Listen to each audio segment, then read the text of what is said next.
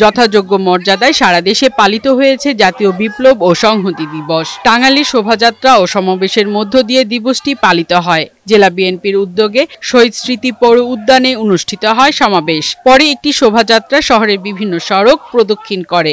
একটি বিপ্লব হয়েছিল, সেই বিপ্লবের নেতৃত্ব দিয়েছিল শহীদ রাষ্ট্রপতি জিয়াউর রহমান। তিনি বাংলাদেশকে ঐক্যবদ্ধ করেছিল, বাংলাদেশকে একটি আদর্শ দিয়েছিল বাংলাদেশী জাতীয়তাবাদ।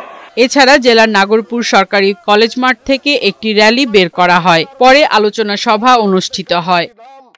খুলনার খালিশপুরে দিবসটিতে মশা নিধন কার্যক্রম অনুষ্ঠিত হয়েছে। এই সময় বিএনপির কেন্দ্রীয় ছাত্র বিষয়ক সম্পাদক রফিকুল ইসলাম বকুল বলেন, ৭ই নভেম্বর বিপ্লব ও সংহতি দিবস, তাই এই বিশেষ দিনে বিএনপি সাধারণ মানুষের পাশে দাঁড়িয়েছে।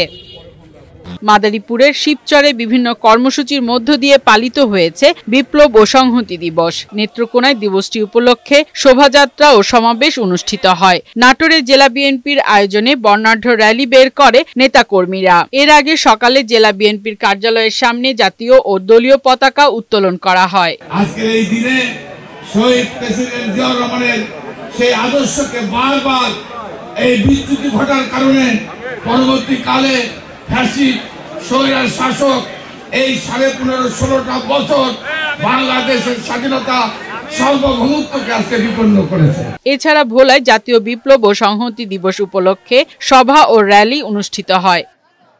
ফারহানা শিমু, বৈশাখী সংবাদ।